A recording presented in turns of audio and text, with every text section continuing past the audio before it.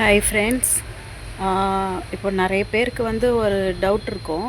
Cross cutting துணி நம்ம blouse cut பண்ணும்போது லைனிங்கில் நம்ம ஃபஸ்ட்டு கட் பண்ணிவிடுவோம். கட் பண்ணிவிட்டு போடும்போது என்ன ஆகும் அப்படின்னா, உங்களுக்கு துணி வந்து எல்லா பக்கமும் பற்றாக்குறையாக இருக்கும். நார்மல் கட்டிங்க்கு நீங்கள் போடும்போது உங்களுக்கு துணி பற்றும். ஆனால் கிராஸ் கட்டிங்னு போடும்போது உங்களுக்கு வந்து துணி பற்றாது. அப்போது நம்ம என்ன பண்ணுறது? இதுக்கு ஜாயிண்ட்டோ எதுவுமே பண்ண முடியாது. பண்ணணுன்னா பண்ணலாம், இல்லை நம்ம ஜாயிண்ட் போடாமல் தைக்கணும் அப்படின்னு நினச்சோம் அப்படின்னா, இதுக்கு நான் உங்களுக்கு ஒரு மெத்தட் சொல்லி கொடுக்குறேன் ஃப்ரெண்ட்ஸ். அதை நீங்கள் ஃபாலோ பண்ணி பாருங்கள்.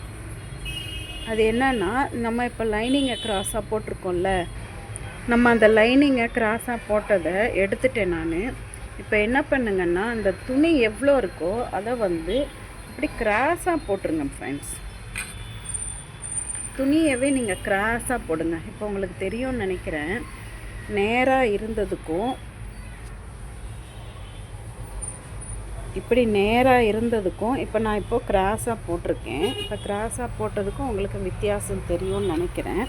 இப்போ நம்ம என்ன பண்ணலாம் அப்படின்னா, இப்போ இந்த லைனிங்கை தூக்கி நீங்கள் போட்டுக்கோங்க.